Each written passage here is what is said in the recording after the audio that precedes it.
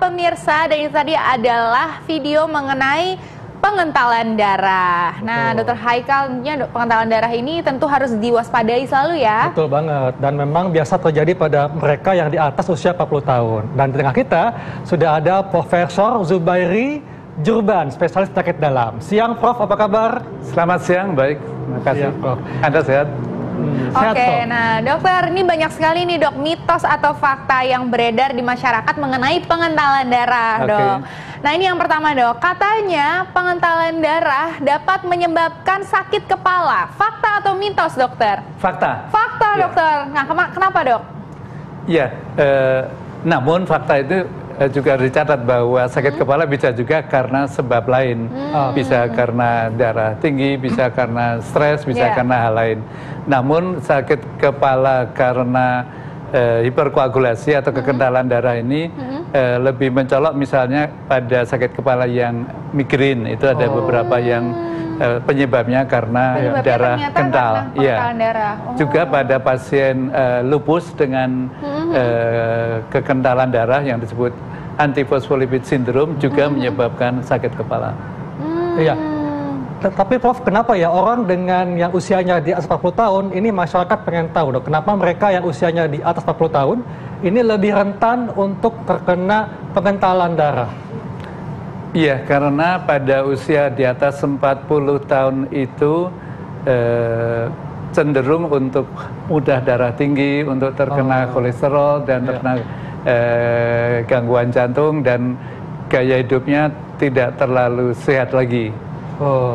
Gitu. Jadi memang faktor risikonya lebih banyak ya dok ya kalau di usia di atas usia 40 tahun ya dok ya.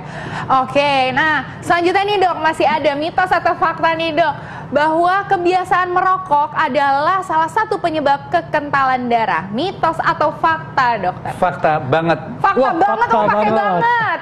Ya, kenapa Prof? Ya karena rupanya di rokok itu ada banyak sekali zat kimia dan sebagian besar menyebabkan kadar fibrinogen naik, faktor-faktor pembekuan naik, dan terjadi kekentalan darah. Dan terbukti juga bahwa sebagian cukup banyak pasien stroke itu faktor risikonya adalah rokok. Makanya jangan merokok dok ya. Stop rokok. Stop rokok. Iya, Prof. Tapi ini masyarakat juga bertanya-tanya, Prof ya. Ini sebenarnya efek samping dari pengentalan darah ini apa, Prof? Efek sampingnya, ya kalau hanya kental darah tetap sehat ya nggak masalah. Tapi dampaknya adalah stroke atau serangan jantung. Kadang-kadang bisa juga menyebabkan kelainan di ginjal. Jadi ada banyak hal yang mempunyai dampak buruk akibat kekentalan darah. Nah berarti kalau misalnya di otak pengentalan darah dapat menyebabkan stroke gitu ya dok ya. Selanjutnya nih dokter, kita masih punya mitos atau fakta berikutnya bahwa obesitas nih dok katanya adalah salah satu faktor penyebab pengentalan darah. Fakta atau mitos dokter? Fakta. Jadi obesitas itu tidak sehat, mudah pengentalan darah, mudah stroke, mudah kena serangan jantung. Jadi berat badan harus turun. Tidak usah banyak-banyak. Jadi nggak usah berat-berat mbak, tapi cukup setengah kilo setiap bulan. Tapi. Jadi kenapa nih dok? Mungkin karena obesitasnya ini banyak kolesterol di dalam darah kah? Jadi menyebabkan pengentalan darah atau bagaimana dokter? Pada obesitas itu terjadi penumpukan lemak, khususnya di perut. Di belly, di perut ini, adipose itu, jaringan adiposenya menyebabkan berbagai faktor pembekuan kacau sehingga terjadi kekentalan darah. Jadi fibrinogen, agregasi, dan D-dimernya naik. Prof, ini juga masyarakat ingin tahu, Prof, bagaimana dengan mereka yang sudah terkena COVID-19, kalau sudah ada pengentalan darah, apakah ini gejalanya bisa semakin berat? Nah, tapi nanti Prof jawabnya, kita akan bahas sesaat lagi, tetap di Hidup Sehat. Kita masih membahas tentang pengentalan darah nih. Dan tadi ada pertanyaan, Prof, bagi mereka yang sudah terkena COVID-19 dan ada pengentalan darah, ini apakah gejalanya makin berat? Dan apa kaitannya dengan daya tahan tubuhnya, Prof? Iya, jadi pasien COVID itu rata-rata ringan, namun kira-kira 5% itu serius, berat, dan seringkali harus masuk ICU. Ya. Perlu masuk ICU, timbul namanya serangan paru yang akut, menjadi gagal paru, kemudian harus dibantu alat. Nah, dan bisa menyebabkan kematian. Ya. Pada kondisi yang berat ini ternyata terjadi kekentalan darah. Dan kekentalan darah ini kalau tidak diobati menyebabkan kematian, sedangkan yang diobati dengan obat anti pembekuan yang namanya heparin itu lumayan banyak yang bisa tertolong. Jadi kalau sebelum masuk ruang ICU sudah terjadi kekentalan darah karena sebab lain, nah itu mudah menjadi amat berat. Kan itu yang disebut sebagai comorbid. Jadi pada usia lanjut kenapa kalau terkena serangan darah berisiko untuk masuk ICU dan meninggal karena comorbid. Salah satu comorbid itu artinya penyakit yang sudah ada sebelum terkena COVID itu adalah kekentalan darah. Oh, jadi pemirsa, kalau memang sudah terkena COVID-19 dan sudah ada perkenalan darah sebelumnya, maka gejalanya bisa lebih berat ya? Ya. Wow. Wah, luar biasa ya Dokter Haikal. Nah Dok, ini juga kita masih punya lagi nih Dok, mitos atau fakta selanjutnya nih Dok. Katanya pengentalan darah itu dapat menyebabkan sesak nafas. Fakta atau mitos Dokter?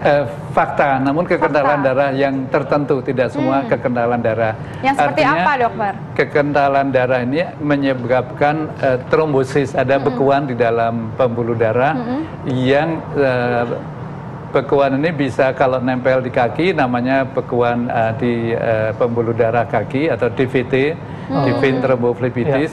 Bisa juga nyangkut di jantung, itu serangan jantung, bisa juga di otak. Nah kalau di jantung, serangan jantung akibat darah kental yang bikin pembekuan di situ akan menyebabkan sesak nafas. Demikian pula kalau nempelnya di paru, terjadi emboli paru, itu gejalanya ya sesak nafas dan bisa juga batuk darah. Oke, nah pemirsa berarti perlu diketahui juga nih bahwa pengentalan darah ini tentunya sangat berbahaya karena dapat menyebabkan serangan jantung, gitu ya Dok ya? Ya, benar. Oke, nah dokter, ini banyak juga nih Dok masyarakat yang penasaran nih Dok. Katanya pengentalan darah itu bisa menyebabkan lebam pada kulit. Seperti biru-biru gitu Dok. Mitos atau fakta Dokter? Sebagian fakta, sebagian mitos. Ada fakta, ada mitos. Gimana tuh Dok? Iya, karena biru-biru sebabnya banyak banget. Ada bisa karena gangguan dari pembuluh darah yang ringan yang sama sekali tidak berbahaya. Bisa juga karena jumlah trombosit yang rendah, itu malah menjadi sulit membeku. Jadi sebaliknya dari darah kental, sebagian darah kental bisa juga menyebabkan biru-biru. Jadi penyebabnya bisa macam. Dalam hal biru-biru di kulit, penyebab kekentalan darahnya tidak terlalu sering. Jadi lebih banyak karena sebab lain. Tapi bisa ya Dok ya? Bisa. Prof, ini masyarakat kayaknya masih pengen tahu Prof, ini sebetulnya gejala ringan kalau yang dialami ke seorang kalau ketika mengalami pengentalan darah itu seperti apa Prof? Iya, gejala yang ringan kalau di jantung baru berupa penyakit jantung koroner yang bukan serangan jantung berat, bukan infark jantung, bukan ada sebelum ada timbul kematian jaringan di jantung. Itu artinya serangan yang lumayan berat tapi masih ringan. Jadi berarti masyarakat merasanya apakah dia sesak nafas atau apa Dok? Atau pusing, sakit kepala gitu Dok? Itu hanya kalau naik tangga. Naik tangga menjadi harus berhenti. Sedang beraktivitas gitu ya Dok? Benar, ya? atau lari ngejar bis itu. Gitu. Itu juga sesak nafas itu juga bisa disebabkan karena pengentalan darah juga ya Dok? Prof, ini juga masyarakat ada yang mengatakan kalau misalnya ada kata bangun nih dari duduk ke berdiri kunang-kunang, apakah itu bagian dari gejala pengentalan darah Prof?